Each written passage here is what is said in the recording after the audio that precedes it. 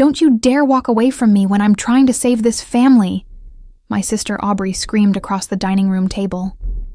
I stood there holding a plate of roasted chicken, my father's favorite, trying not to drop it as everyone at his 65th birthday dinner turned to stare at us. The room fell silent except for the soft jazz playing from the speakers in the corner. My younger cousin Tyler froze mid-bite, his fork suspended in the air. My Aunt Patricia set down her wine glass with a soft clink that seemed to echo in the sudden quiet. "My name is Destiny. I'm 28 years old, and I've spent the last 5 years building a digital marketing consultancy called Gravora Group in Charlotte, North Carolina. We specialize in helping mid-sized manufacturing and logistics companies scale their online presence and optimize their supply chains through targeted campaigns. It's not glamorous work, but it's honest, it's profitable, and it's mine. Aubrey, my sister, is 3 years younger than me. She spent the last 7 years bouncing from job to job, calling herself an entrepreneur while living in our parents' basement and burning through their retirement savings on failed ventures. She's tried selling essential oils, starting a lifestyle blog, becoming a personal stylist, and most recently, launching a consulting business that has produced exactly 0 clients in 8 months. But somehow, I'm the fraud in the family. "Aubrey, this is Dad's birthday," I said quietly, setting the plate down on the sideboard. "Can we not do this right now?" "Oh, so now you care about Dad?" she shot back, her voice dripping with sarcasm. "You haven't cared about this family since you moved out and started playing businesswoman." My father, sitting at the head of the table in his favorite burgundy sweater, looked exhausted. His gray hair seemed grayer than usual, and the lines around his eyes had deepened. He opened his mouth to say something, but my mother placed a hand on his arm, silencing him. She always did that.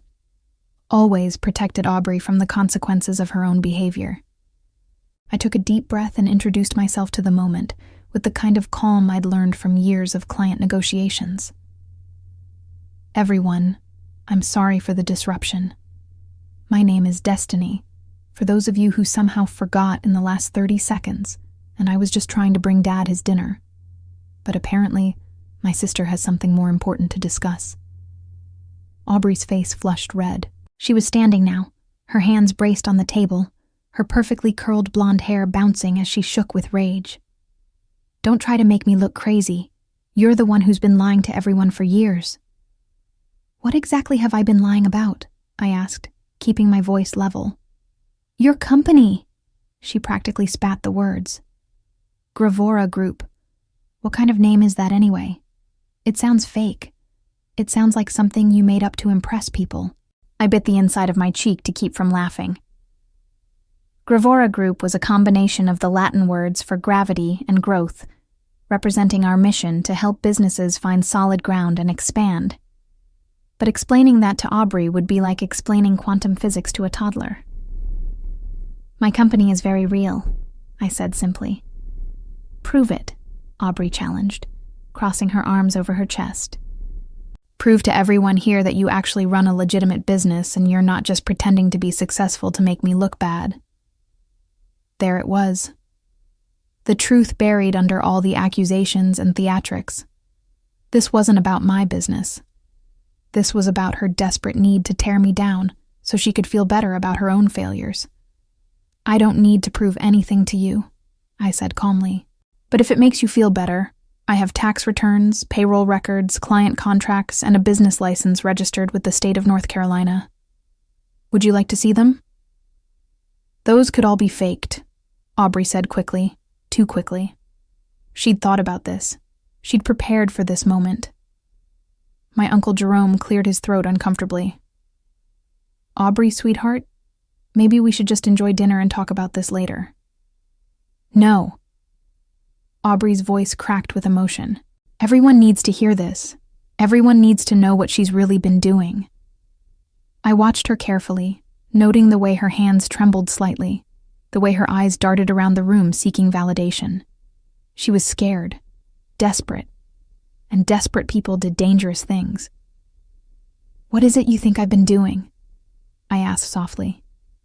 Aubrey's smile turned sharp, triumphant, I hired private investigators to look into your so-called company, and they're going to be here any minute to tell everyone the truth about you." The room erupted. My mother gasped. My father's face went pale. Tyler's eyes went wide. My Aunt Patricia actually dropped her wine glass, and it shattered on the hardwood floor, sending red liquid spreading like blood across the polished surface. I just stood there, my face carefully neutral, and thought about how I'd been expecting this for weeks. I grew up in a house where love was conditional and attention was a zero-sum game. If Aubrey got praise, I got silence. If I achieved something, it was expected. If Aubrey tried something and failed, it was brave. The rules were never spoken aloud, but they were absolute. When I graduated high school with a full academic scholarship to a good university, my parents took me to dinner at a chain restaurant. We sat in a booth. They ordered appetizers, and my father said he was proud, but also concerned about how I'd manage being away from home. My mother spent most of the meal talking about how Aubrey was going through a difficult time, adjusting to being the only child left at home. When Aubrey barely graduated high school 3 years later, my parents threw her a party with a rented hall, a catered buffet, and a cake shaped like a diploma. They invited everyone we knew. My father gave a speech about perseverance, and my mother cried happy tears. I flew home from college for the weekend, smiled in photos, and flew back the next day feeling like a ghost in my own family. The pattern continued through college. I worked 2 part-time jobs to cover what my scholarship didn't, graduated with honors, and got my first job at a small marketing firm in Charlotte. My parents came to my graduation, sat through the ceremony, took me to lunch, and drove home that same afternoon. They didn't stay to help me move into my first apartment or celebrate with my friends. When Aubrey enrolled in community college, dropped out after 1 semester, and came home crying about how the professors didn't understand her creative approach to learning, my parents held her while she sobbed and told her she was too special for traditional education. They said the system was broken, not her. I stopped expecting anything from them after that. I stopped calling to share good news. I stopped inviting them to work events or celebrating milestones with them. I built my life quietly and separately, and I was happier for it. But Aubrey couldn't leave it alone. She needed to prove that my success was an illusion, that I wasn't really better than her, that everything I'd built was somehow fake or unfair or undeserved. And now, standing in my father's dining room with everyone staring at me, I realized she'd finally gone too far. "When are these investigators supposed to arrive?" I asked, my voice calm. Aubrey checked her phone, her smile growing wider. "They said 7:30. It's 7:25 now, so any minute." I glanced at my own phone, hidden in my pocket. I had 3 unread messages from Beverly, my attorney, and 2 from Caleb, my IT director. They were ready. Everything was in place. "I need to use the restroom," I said, moving toward the hallway. Aubrey's eyes narrowed. "You're not going anywhere. You're going to stay right here and face the truth." "I'm going to the bathroom, Aubrey. Unless you want to follow me in there, I suggest you let me go." She hesitated, then stepped aside, and I walked down the hallway to my parents' guest bathroom. I locked the door behind me, pulled out my phone, and read the messages quickly. "Beverly, everything is set. The investigators have been briefed. The officers are standing by. Just give the signal when you're ready. Caleb, data logs are clean and ready to present. The backup evidence is uploaded to the secure server. You've got this, boss." I typed back quick responses to both of them, then looked at myself in the mirror. My face was calm, composed, but my heart was racing. This was it. This was the moment when everything Aubrey had done was going to come crashing down on her. Part of me felt bad for her. Part of me remembered the little girl who used to follow me around and beg me to play dolls with her. But that little girl had grown into a woman who was trying to destroy my livelihood out of jealousy and spite. And I couldn't let that slide. I washed my hands, dried them carefully, and walked back out to the dining room. Everyone was exactly where I'd left them, frozen in various states of discomfort and anticipation. Aubrey was pacing near the window, checking her phone every few seconds. My father had his head in his hands. My mother was crying quietly. Tyler caught my eye and gave me a small, supportive nod. The doorbell rang. Aubrey's face lit up like it was Christmas morning. She practically ran to the front door, her heels clicking rapidly on the hardwood. I followed slowly, my hands in my pockets, my expression neutral. This was going to be bad, but it wasn't going to be bad for me. Aubrey flung the door open to reveal two men in dark suits. They looked professional, serious, and completely uninterested in the family drama playing out in front of them.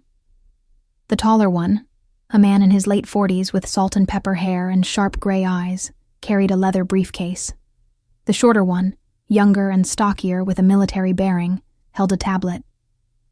"Thank you so much for coming," Aubrey gushed, stepping aside to let them enter. "Everyone's waiting." "This is going to be amazing." The taller man nodded politely. "I'm Gerald, and this is my colleague Paul. We're from Clearview Investigations. You hired us to investigate Gravora Group and its owner, Destiny." "That's right," Aubrey said, her voice practically singing with anticipation. "And you found everything, didn't you? You found proof that she's been lying?" Gerald and Paul exchanged a glance that I recognized immediately. I'd seen that look before in business meetings when someone was about to deliver news that nobody wanted to hear. "Perhaps we should discuss this privately first," Gerald suggested carefully. "No." Aubrey grabbed his arm. "No, everyone needs to hear this. That's the whole point. I want everyone to know what she really is." Gerald sighed and set his briefcase down on the coffee table. Paul pulled up files on his tablet. The family crowded around, drawn by morbid curiosity and the promise of scandal.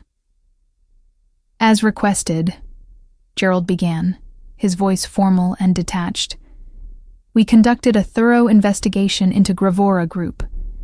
We reviewed business registration documents, tax filings, client contracts, employee records, and financial statements." Aubrey was bouncing on her toes, barely able to contain her excitement. "And we found," Gerald continued, pausing for effect, "that Gravora Group is a fully legitimate, properly registered, and apparently quite successful business. It has been operating for 5 years, currently employs 9 people, and maintains contracts with 17 active clients in the manufacturing and logistics sectors. Annual revenue appears to be in the mid-6-figure range." The silence that followed was deafening. Aubrey's face went from flushed pink to bone white in seconds. "What?" she whispered. "Your sister's company is real," Paul said bluntly, looking up from his tablet. "Very real. In fact, it's one of the more impressive small businesses we've investigated." Aubrey shook her head violently. No, that can't be right. You didn't look hard enough. She's hiding something. She has to be hiding something." Gerald's expression remained professionally neutral, but I saw a flicker of distaste in his eyes. "Miss Aubrey, we spent 4 weeks on this investigation. We were very thorough. There is no evidence of fraud, deception, or illegitimate business practices." "Then you're incompetent," Aubrey shrieked. "I paid you $3,000 to find the truth." "We did find the truth," Paul said coldly. "It's just not the truth you wanted." My mother started crying harder. My father looked like he wanted to sink through the floor. Tyler was trying very hard not to smile. My aunt and uncle were whispering to each other, their expressions shocked. I stood off to the side, saying nothing, my arms crossed over my chest. I was waiting, because I knew what came next. Gerald opened his briefcase and pulled out a thick folder. However, during our investigation, we did discover something concerning, something that has nothing to do with Gravora Group's legitimacy, and everything to do with how certain parties attempted to access information about the company. Aubrey's head snapped up. "What are you talking about?" Paul tapped his tablet and turned it to face the room. "During our investigation, we discovered that someone attempted to gain unauthorized access to Gravora Group's internal systems, multiple times. These attempts included trying to log in with stolen credentials, attempting to breach the company's client database, and installing software designed to harvest sensitive business information. The room went very still. My father slowly lifted his head from his hands. My mother stopped crying. Everyone was staring at Paul's tablet, at the screen full of login attempts and failed password entries. "We traced these attempts," Gerald said quietly, "and they originated from this address, from this house."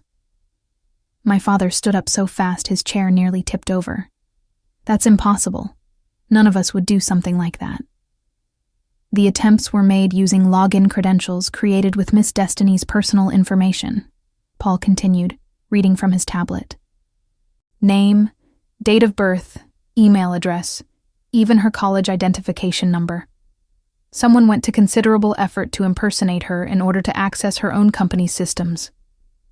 All eyes turned to Aubrey. Her face had gone from white to gray. Her hands were shaking. She took a step backward, nearly tripping over the coffee table. "I didn't," she whispered. "I didn't do that." "The IP address traces back to this location," Gerald said, his voice hard now, all pretense of politeness gone. "And the credit card used to purchase the data harvesting software was registered to a Howard living at this address." My father's face drained of color. "What credit card?" Paul handed him a printout. "This one, the MasterCard ending in 7432. My father stared at the paper, his hands beginning to tremble. "That's my card, the one I gave Aubrey for emergencies." Every head in the room swiveled to look at Aubrey. She backed up until she hit the wall, her eyes wide and panicked. "I can explain," she started, but her voice was barely audible. "Explain what?" my father demanded, his voice rising for the first time all evening. "Explain why you used my credit card to commit a crime." "It's not a crime," Aubrey shouted, her voice breaking. "I was trying to protect this family. I was trying to prove that she's been lying to all of us." "By breaking into my company's computer systems?" I asked softly, speaking for the first time since the investigators arrived. "By trying to steal confidential client information. By committing data theft and fraud." Aubrey's eyes filled with tears. "You don't understand. You don't know what it's like to watch you succeed at everything while I fail at everything. You don't know what it's like to be the disappointment." "So you decided to destroy what I built?" I asked, my voice still calm but with an edge of steel now. "You decided that if you couldn't be successful, I shouldn't be either." "I just wanted everyone to see the truth," she screamed. "I wanted them to see that you're not better than me." The room erupted. My mother was sobbing openly now. My father was shouting at Aubrey, demanding to know what she'd been thinking. My aunt and uncle were trying to edge toward the door. Tyler just sat there, watching the chaos unfold with wide eyes. Gerald held up a hand. "There's more." Everyone fell silent again, which seemed impossible given the noise level seconds before. "We also discovered," Gerald said, pulling more documents from his briefcase, "that someone contacted several of Gravora Group's clients over the past 3 months, posing as a business journalist. This person asked questions designed to cast doubt on the company's credibility and legitimacy." He handed me a document. I scanned it quickly, my jaw tightening. Aubrey had called 6 of my clients, using a fake name, claiming to be writing an exposé on fraudulent small businesses. She'd asked them pointed questions about whether they'd verified my credentials, whether they'd actually seen my office, whether they'd checked references. "We traced the phone number," Paul said. "It's a prepaid cell phone purchased at a convenience store 3 miles from here. The purchase was caught on security camera." He tapped his tablet again, and a grainy security camera image appeared. It showed Aubrey, clear as day, buying a phone at a gas station. My mother made a sound like a wounded animal. My father sat down heavily, his face in his hands. "Did any of my clients believe her?" I asked, my voice tight. No, Gerald said. Every one of them either ignored her or contacted you directly to let you know about the strange call. That's actually how we confirmed the connection. Your IT director provided us with the emails. I looked at Aubrey, and for the first time in my life, I saw her clearly. Not as my younger sister, not as the family's protected child, but as someone who had actively tried to destroy everything I'd worked for. Someone who had broken laws and violated trust and hurt people, all because she couldn't stand to see me happy. Aubrey, my father said, his voice hollow. Tell me you didn't do this. Please tell me you didn't do this. She opened her mouth, closed it, opened it again. No sound came out. She looked like a fish drowning in air. We've already forwarded our findings to local law enforcement, Gerald said, his tone almost apologetic now. They're aware of the situation and will be following up. Law enforcement? My mother gasped, her hand flying to her chest. You mean the police? Yes, Paul confirmed. Unauthorized computer access, attempted data theft, and fraud are serious criminal offenses. The Charlotte-Mecklenburg Police Department will be investigating. Aubrey finally found her voice. No, you can't do that. Destiny, tell them not to do that. Tell them this is all a misunderstanding. I looked at her for a long moment, weighing my words carefully. Part of me, a small part that remembered sharing a bedroom with her when we were kids, wanted to help her, wanted to make this go away. But the larger part, the part that had built a business from nothing while she'd actively tried to tear it down, knew what I had to do. I can't do that, I said quietly. Because it's not a misunderstanding. You knew exactly what you were doing. Her face crumpled. Please, Destiny. Please don't do this to me. I'm your sister. And you tried to destroy my company, I said, my voice steady. You tried to steal from my clients. You tried to ruin my reputation. What did you think was going to happen? I thought you'd finally admit the truth, she screamed. I thought everyone would finally see that you're not as perfect as you pretend to be. I never said I was perfect, I replied. I just worked hard, and apparently that was enough to make you hate me. My mother stood up, her face blotchy from crying. Destiny, you can't let them arrest your sister. Think about the family. Think about what this will do to us. I turned to look at her, and something inside me that had been held together with duct tape and determination finally snapped. Think about the family? Where was that concern when Aubrey was breaking into my computer systems? Where was that concern when she was calling my clients and trying to destroy my business? Where was that concern every single time she failed at something, and you made excuses for her while expecting me to just accept being ignored? My mother flinched like I'd slapped her. That's not fair. None of this is fair, I said, my voice rising for the first time. I've spent my entire life being the responsible one, the successful one, the one who didn't need help or attention or praise. And the one time I ask for accountability, you tell me to think about the family. Well, I am thinking about the family. I'm thinking about the fact that you enabled this. You made her think it was okay to act like this, because you've never once held her accountable for anything. My father raised his head. Destiny, that's enough. No, I said firmly. It's not enough. It's not nearly enough. Do you have any idea how hard I've worked? Do you know what it took to build Gravora Group from nothing? I did it without your help, without your support, without your attention. And she tried to destroy it because she was jealous. And you want me to just let it go? To protect her from consequences again? The room was silent. Even Aubrey had stopped crying, staring at me with wide, shocked eyes.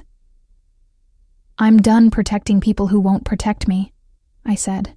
I'm done being invisible, and I'm done pretending that any of this is okay. Before anyone could respond, there was a knock at the door. Sharp, official, unmistakable. Gerald and Paul exchanged glances. "That would be law enforcement," Gerald said. My father stood frozen, staring at the door like it was the entrance to hell. My mother grabbed Aubrey's arm, pulling her close as if she could shield her from what was coming. Tyler slowly got up from his chair and moved to stand beside me, a silent show of support that meant more than he probably knew. I walked to the door and opened it. 2 uniformed police officers stood on the porch, their expressions professional and serious. Behind them, a plainclothes detective with a badge clipped to her belt looked past me into the house. "Good evening," the detective said. "I'm Detective Simmons with the Charlotte-Mecklenburg Police Department. We're here to speak with Aubrey regarding some allegations of computer crimes." I stepped aside, my heart pounding but my face calm. "She's inside."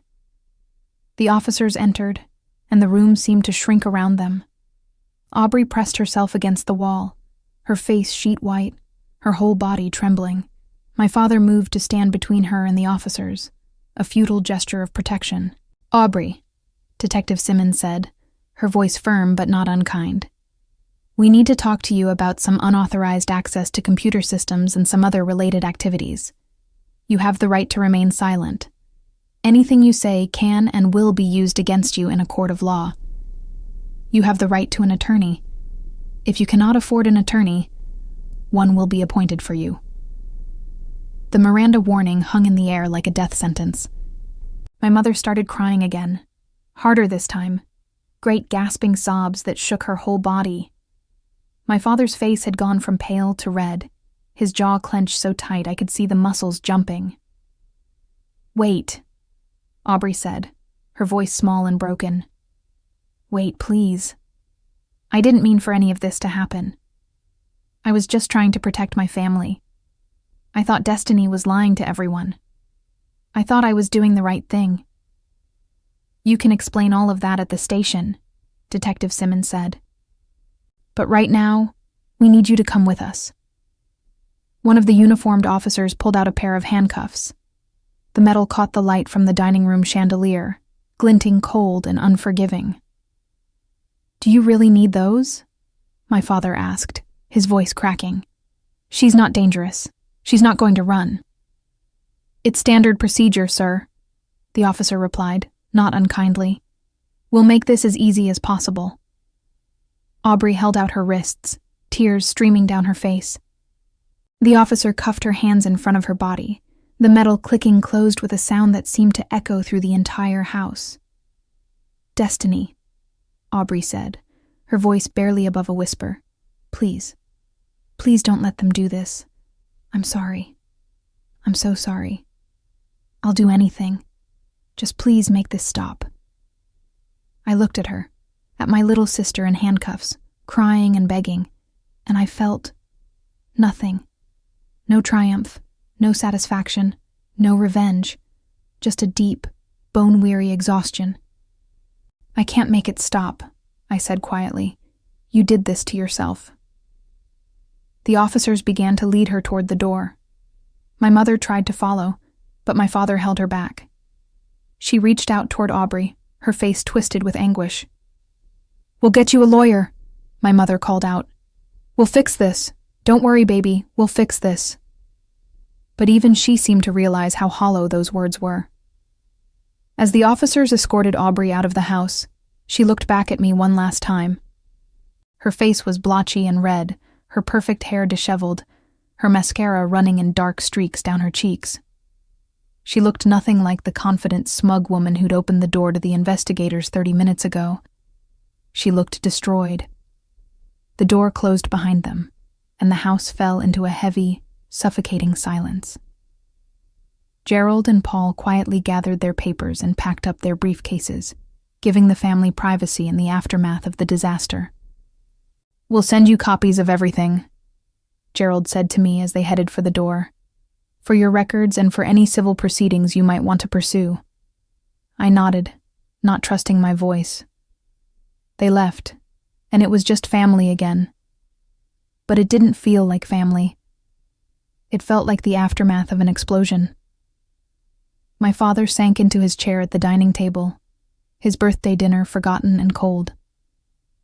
My mother stood in the middle of the room, hugging herself and crying. My aunt and uncle were gathering their things, clearly desperate to escape. Tyler stood next to me, his hands in his pockets, watching everything with an expression I couldn't quite read. "You did this," my mother said suddenly, her voice thick with tears and anger. She was looking at me. "You could have stopped this. You could have told them not to press charges. But you let them take her away." "She broke the law," I said, my voice flat. "Multiple laws. I didn't do that to her. She did it to herself." "She's your sister!" my mother shouted. "How can you be so cold? How can you just stand there and watch them arrest her?" "How could she try to destroy everything I've built?" I shot back. "How could she break into my company's systems? How could she call my clients and lie about me? How is any of that okay?" "She was just confused. She was hurting," my mother said, grasping for excuses like a drowning person grasping for air. "You've always had everything so easy. You don't understand what it's like to struggle." I laughed, a bitter, harsh sound that didn't sound like me at all. "Easy? You think my life has been easy? I worked 3 jobs to get through college. I spent years building my business from nothing. I did it all without help from anyone in this family. And you call that easy?" "You never needed us," my mother said. And there was something accusatory in her tone, like my independence was a personal insult. "You never asked for help. You just left and did everything on your own. Because every time I accomplished something, you ignored it," I said, my voice breaking despite my best efforts to stay calm. "Every time I succeeded, you made it about how Aubrey was struggling. I stopped asking for your attention because I learned I was never going to get it." My father finally spoke, his voice rough. "That's not true. We've always been proud of you." "Have you?" I asked. "Then why is this the first time you've ever seen where I work or what I do? Why have you never asked about my business or my clients or my employees? Why do I have to defend my success instead of celebrating it?" He didn't have an answer for that. I pulled out my phone and sent a quick text to Beverly, my attorney. "It's done. They arrested her. What happens now?" Her response came within seconds. "I'll handle everything. You just take care of yourself. You did the right thing." I wasn't sure I believed that, but I appreciated her saying it. Tyler touched my arm gently. "You okay?" "I don't know," I admitted. "I don't know what I am." "You're brave," he said simply. "And you're right. She needed to face consequences. It's the only way she'll ever change." I wanted to believe that. I wanted to believe that this would be a wake-up call for Aubrey, that she'd use this as an opportunity to get her life together. But deep down, I knew the truth. She'd blame me. She'd make herself the victim.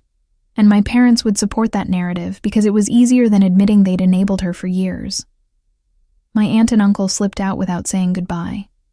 I didn't blame them. What do you say after watching someone get arrested at a birthday party? My father stood up slowly, moving like an old man. He looked at me, his eyes red-rimmed and tired. "I need to go to the station. I need to see about getting her released. They probably won't release her tonight," I said quietly. "Not for something like this." "I have to try," he said. He looked at my mother. "Come on, let's go." They left without another word to me. No goodbye, no acknowledgement, nothing. Just like always. When the door closed behind them, Tyler and I were alone in the house. I walked over to the dining table and looked at the spread of food that no one had touched. My father's birthday cake sat in the middle, a chocolate layer cake with blue frosting and unlit candles. "Happy birthday, Dad," I said to the empty room. Tyler came over and put an arm around my shoulders. "This isn't your fault." "Isn't it?" I asked. "If I'd just kept my mouth shut about my business, if I'd just let her believe what she wanted to believe, none of this would have happened. That's not true, and you know it, Tyler said firmly. She broke the law. She tried to hurt you. That's on her, not you. I nodded, but I couldn't shake the feeling that I'd just blown up my entire family. Come on, Tyler said. Let's get out of here. This place is depressing. We left the house, leaving the uneaten food and the unlit birthday cake behind. As I walked to my car, I pulled out my phone and checked my messages. There were 3 from Beverly, 2 from Caleb, and 1 from my business partner, Vanessa, who must have heard something through the grapevine. I opened Vanessa's message first. Just heard what happened. Holy shit. Are you okay? Do you need anything? I typed back. I'm fine. It's over. I'll fill you in tomorrow. As I drove away from my childhood home, I realized that I meant it. It was over. The years of watching Aubrey fail and being blamed for her failures. The years of being invisible in my own family. The years of pretending that everything was fine when it wasn't. It was finally, definitively, over. And I didn't know whether to feel relieved or heartbroken. The next few days passed in a blur. Aubrey was arraigned and released on bail that my parents paid for by taking out a second mortgage on their house. They didn't tell me that directly. I heard it through Tyler, who heard it from our Aunt Patricia. Beverly filed a civil suit on behalf of Gravora Group, seeking damages for the attempted data breach and the harm to our business reputation. The amount was significant, meant to send a message. You can't attack someone's livelihood without consequences. My parents didn't call me. They didn't text. They didn't reach out at all. Aubrey, however, did. She sent me a long, rambling email full of apologies and excuses and justifications. She said she'd been in a dark place, that she'd felt worthless watching me succeed, that she'd made terrible choices, but she was still my sister, and didn't that count for something? I read it once, then deleted it. I didn't have the energy to engage. Work became my refuge. I threw myself into client projects, took on new accounts, and hired 2 more employees to keep up with demand. Gravora Group was growing, thriving even, and I clung to that success like a lifeline. Caleb, my IT director, stopped by my office one afternoon with a concerned look on his face. "Boss, you doing okay? You've been putting in some crazy hours lately." "I'm fine," I said automatically. He raised an eyebrow. "You're not fine. Nobody who's fine works until 9 p.m. every night." I leaned back in my chair, rubbing my tired eyes. "What am I supposed to do, Caleb? Go home and think about how I got my sister arrested? Sit around feeling guilty?" "You didn't get her arrested," he said firmly. "She got herself arrested. You just refused to cover it up." "My family doesn't see it that way." "Then your family is wrong," Caleb said bluntly. "Look, I've been doing cybersecurity for 15 years. What she did? That's serious. She could have compromised our clients' data. She could have destroyed businesses. What you did took guts." I appreciated his support, but it didn't erase the hollow feeling in my chest. That weekend, I met Tyler for coffee at a small cafe in uptown Charlotte. He showed up with dark circles under his eyes and a worried expression. "How are you holding up?" he asked as we sat down with our drinks. "I'm managing," I said. "How's the family?" He grimaced. "Tense. Your mom isn't speaking to anyone who doesn't agree that you're the villain in all this. Your dad is stressed about the legal bills. And Aubrey is playing the victim hard, telling everyone who'll listen that you're trying to destroy her life." I sipped my coffee, letting the bitter liquid ground me. "Of course she is." "For what it's worth," Tyler said. "I think you did the right thing. So does my mom, though she won't say it in front of your mom." "Thanks," I said quietly. "That means a lot." "There's something else," Tyler said, his expression darkening. "Aubrey has been posting about this on social media. Nothing specific enough to get in legal trouble, but lots of vague posts about betrayal and family and forgiveness. Her friends are eating it up." I pulled out my phone and looked at her profile. Sure enough, there were 6 posts in the last week. One showed a photo of her crying with the caption, "Sometimes the people who hurt you most are the ones you love most." Another was a quote about fake people and real struggles. "She's weaponizing social media," I said flatly. "Yeah," Tyler confirmed. "And it's working. People are messaging her with support, telling her they'll pray for her, asking what happened. She's controlling the narrative." I set my phone down and looked at Tyler. "Let her. I know the truth. The courts know the truth. That's all that matters." But even as I said it, I felt a twist of anger in my gut. Even now, even after everything, she was making herself the victim, and me, the villain. And people were believing her. 3 weeks after the arrest, I received a call from Detective Simmons. She asked if I could come to the station to review some additional evidence. I agreed and brought Beverly with me. The station was busy, full of people dealing with their own crises and problems. We were shown to a small conference room where Detective Simmons was waiting with a laptop. "Thank you for coming in," she said, shaking both our hands. "I wanted to show you something we found while examining the evidence." She turned the laptop toward us. On the screen was a series of screenshots showing social media conversations between Aubrey and several of her friends. The messages were damning. In one exchange, Aubrey wrote, "I'm going to expose Destiny for the fraud she is. Everyone thinks she's so perfect, but I'm going to prove she's lying about everything." Her friend responded, "How are you going to do that?" Aubrey wrote back, "I hired investigators, and if they don't find anything, I'll make something up. I just need enough doubt to destroy her reputation." I stared at the screen, feeling cold all over. "She was planning to frame me?" "It appears so," Detective Simmons said. "These messages show premeditation. She wasn't just acting out of jealousy in the moment. She actively planned to harm your business, and she was willing to fabricate evidence if necessary." Beverly leaned forward, her lawyer brain already working. "This strengthens the criminal case significantly, and it's going to be very useful in the civil suit." "There's more," Detective Simmons said, clicking to another screenshot. "She also discussed potentially accessing your personal email and bank accounts. She didn't go through with it, probably because she didn't have the technical knowledge, but the intent was there." I felt sick. This wasn't just sibling rivalry or jealousy. This was calculated malice. "What happens now?" I asked. "The district attorney is moving forward with multiple charges," Detective Simmons said.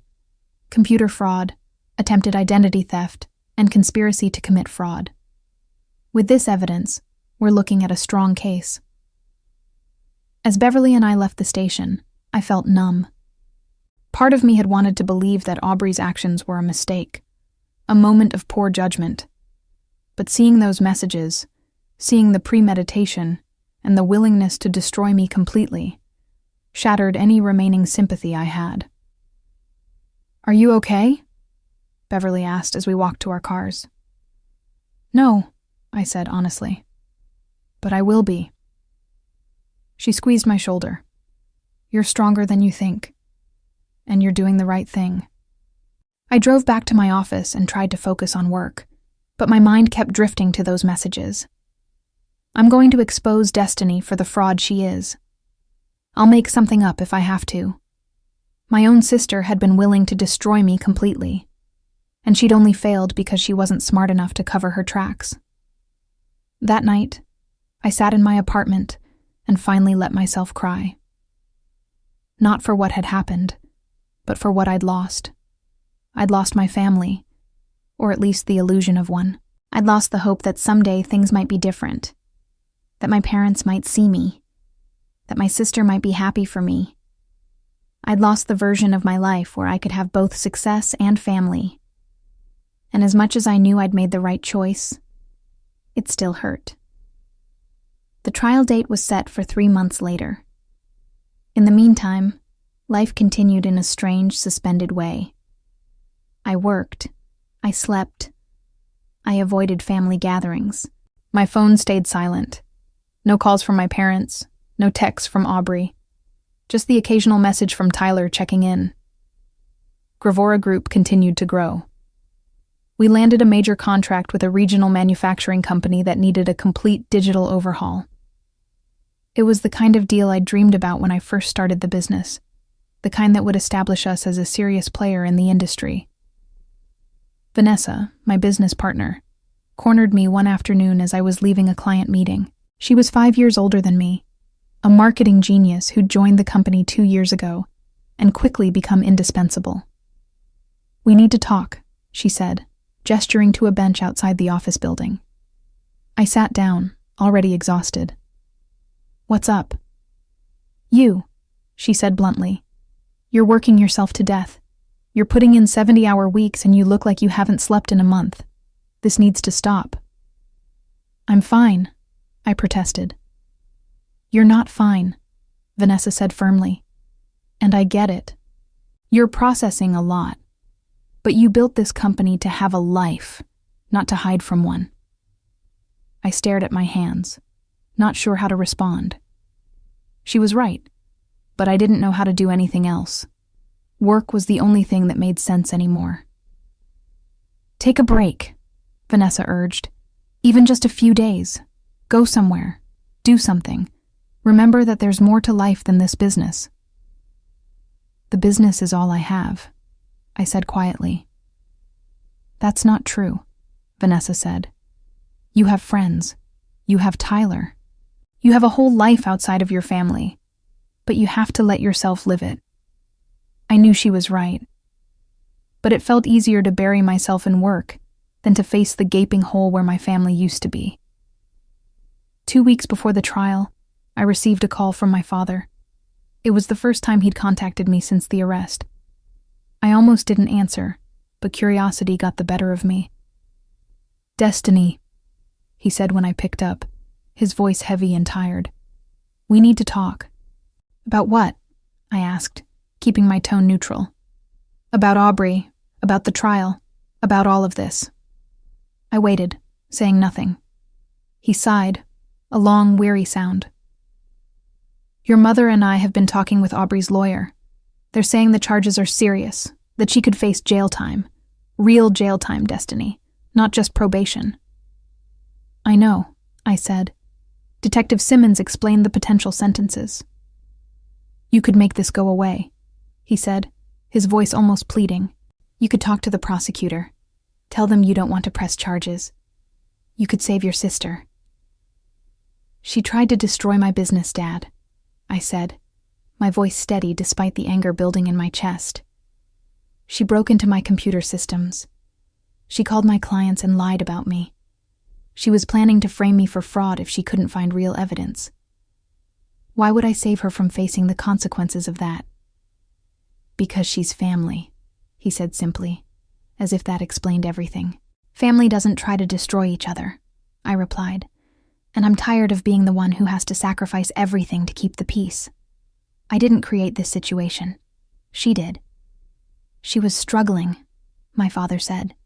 "She made mistakes." "These weren't mistakes," I said, my voice rising. "Mistakes are accidental. What she did was deliberate and calculated. She spent months planning this. She spent your money to hire investigators to try to find dirt on me. She bought illegal software to steal my data. Those aren't mistakes. That's malice." My father was silent for a long moment. "I don't know how we got here," he finally said. "I don't know how our family fell apart like this." "It didn't fall apart," I said. "It was never together. You just never noticed because you were too busy protecting Aubrey from reality." "That's not fair," he protested weakly. "None of this is fair," I said. "But it's true, and I'm done pretending otherwise." I hung up before he could respond. My hands were shaking, but I felt oddly calm. I'd finally said what I'd been thinking for years, and the world hadn't ended. The day of the trial arrived cold and gray, with heavy clouds threatening rain. I dressed carefully in a professional navy suit, pulling my hair back into a neat bun. I looked at myself in the mirror and barely recognized the woman staring back. I looked harder somehow, older, like I'd aged years in just a few months. Beverly met me at the courthouse, carrying a briefcase full of evidence and documentation. "Ready?" she asked. "As I'll ever be," I replied. The courtroom was smaller than I expected, with wooden benches and fluorescent lighting that cast everything in a harsh, unflattering glow. My parents sat on one side with Aubrey and her lawyer. Tyler sat on my side, along with Vanessa and Caleb, who'd both taken the morning off to support me. Aubrey looked different. She'd cut her hair short and wore a conservative gray dress that made her look younger and more vulnerable. It was clearly a calculated choice, designed to make her appear sympathetic to the judge. When her eyes met mine, I saw no remorse there, just anger and resentment. The proceedings began, and the prosecutor laid out the case methodically. The unauthorized computer access, the attempted data theft, the fraudulent impersonation, the social media messages showing premeditation. Each piece of evidence was presented clearly and professionally. Aubrey's lawyer tried to argue that she'd acted out of concern for her family, that she'd believed I was defrauding people, and felt it was her duty to investigate. But the prosecutor dismantled that argument quickly, pointing out that her methods were illegal regardless of her intentions, and that the social media messages showed her true motives had nothing to do with protecting anyone. When it was my turn to speak, I walked to the front of the courtroom and faced the judge. My voice was steady as I explained what Aubrey's actions had cost me, not just financially, but professionally and personally. I talked about the clients who'd questioned my credibility, the employees who'd worried about their jobs, the sleepless nights wondering if my business would survive her attacks. "This wasn't a family dispute," I said. "This was a deliberate attempt to destroy something I'd built from nothing. And she did it knowing full well that it was wrong." Aubrey's lawyer put her on the stand, and she cried as she testified about how jealous she'd felt, how worthless, how desperate to prove that she wasn't the failure everyone thought she was. It was a good performance, and I saw some sympathy in the judge's eyes. But it wasn't enough. After hearing all the evidence, the judge leaned back in his chair and looked at Aubrey for a long moment. "Miss Aubrey," he said, his voice firm and measured, "jealousy is a human emotion. We all experience it. But what you did went far beyond feeling jealous. You committed serious crimes, multiple crimes, over an extended period of time. You showed planning, determination, and a willingness to harm your own sister's livelihood. That is not acceptable, and it cannot be excused." He sentenced her to 18 months in prison, with the possibility of parole after serving a minimum of 9 months.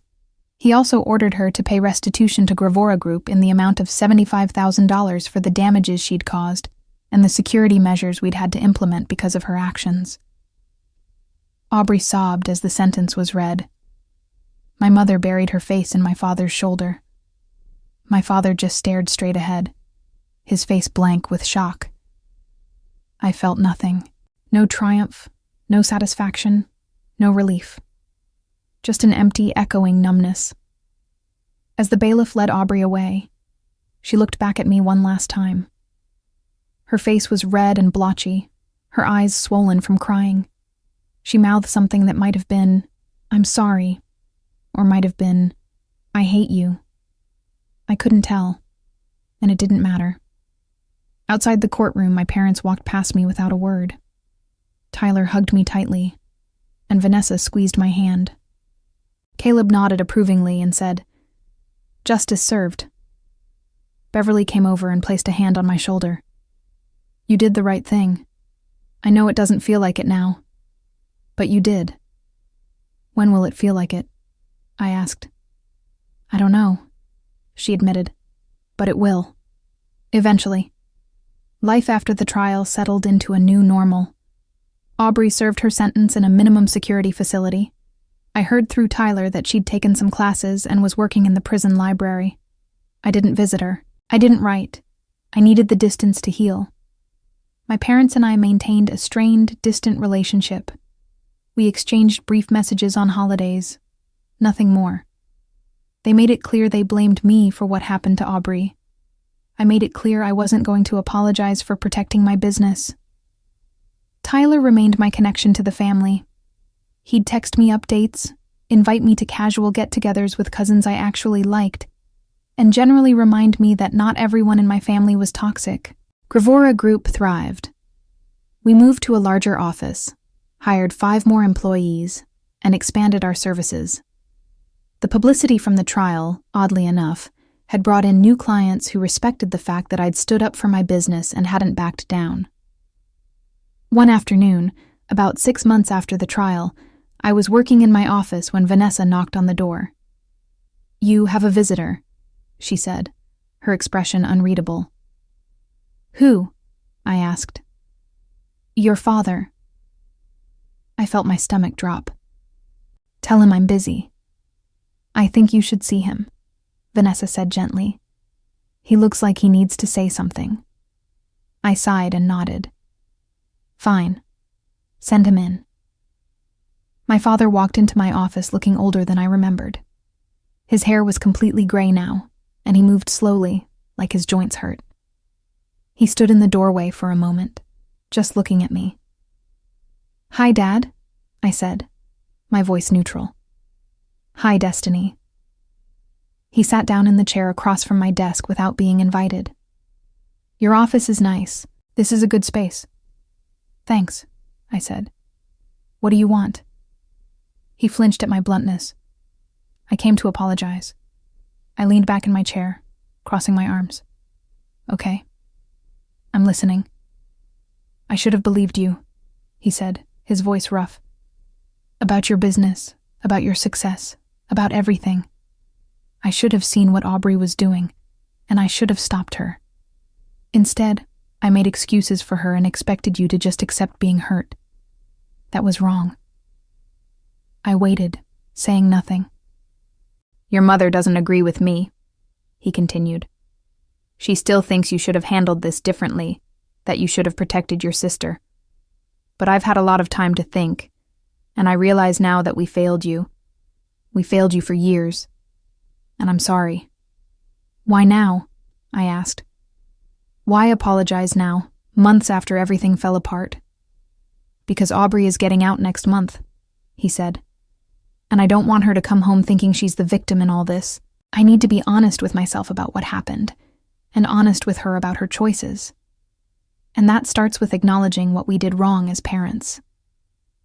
I felt something crack open in my chest, some hard, cold thing that had been frozen there for months. "Thank you," I said quietly. "That means more than you know."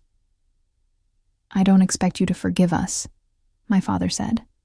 "I don't even expect you to want a relationship with us. But I wanted you to know that I see what you've built here, and I'm proud of you." I should have said that years ago. We talked for a while longer, carefully navigating the minefield of our relationship. It wasn't a magical healing moment, and it didn't fix everything. But it was a start. After he left, I sat in my office and cried for the first time since the trial. Not sad tears exactly, but tears of release, of letting go of something I'd been holding on to for too long. Aubrey was released from prison 10 months after she was sentenced. I heard through Tyler that she moved to another city, got a job doing administrative work for a small nonprofit, and was trying to rebuild her life. She sent me a letter a few months after her release. I opened it carefully, half expecting more accusations or excuses. But instead, it was short and simple. "Destiny, I'm not asking for forgiveness because I don't deserve it. I just wanted you to know that I understand now what I did was wrong. I destroyed something beautiful because I couldn't stand to see you happy. I'm sorry. I hope someday I can be the kind of person who can be happy for others instead of tearing them down. I hope you're doing well, Aubrey." I read it twice, then put it in a drawer. I didn't respond. I wasn't ready for that, and I might never be. But I also didn't delete it or throw it away. Maybe that was progress.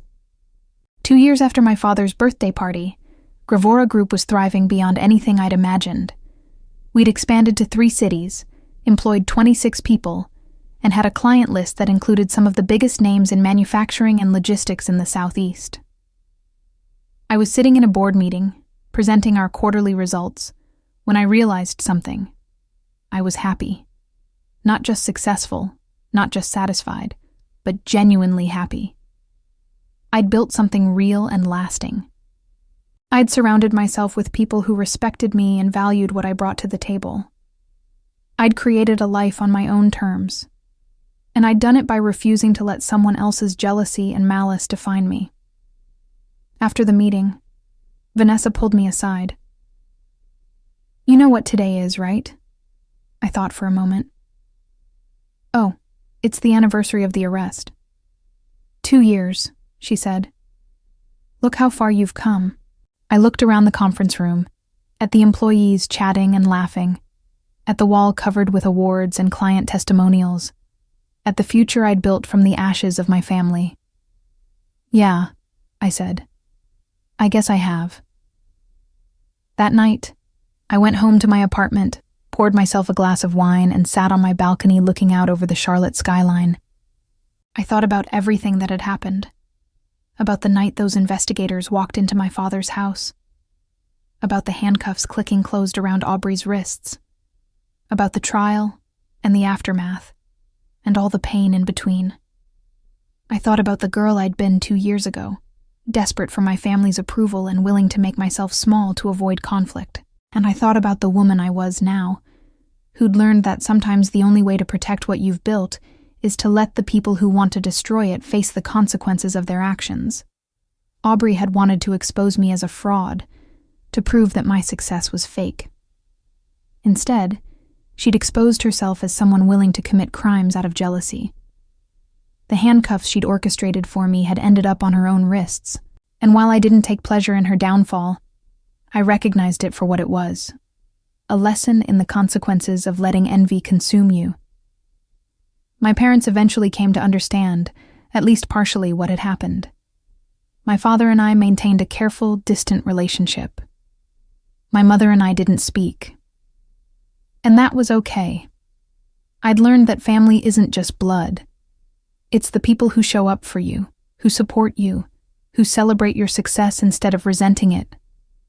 I'd found my people. They just weren't the ones I'd grown up with. As for Aubrey, she served her full sentence and faced the consequences of her actions in every possible way. She lost her freedom, her reputation, and the respect of everyone who'd once believed in her.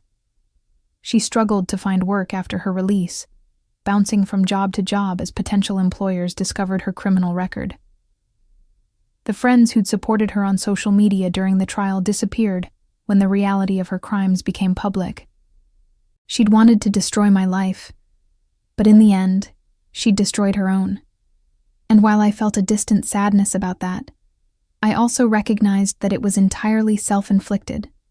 She'd had choices at every step, and she'd chosen malice over honesty, jealousy over celebration, destruction over support.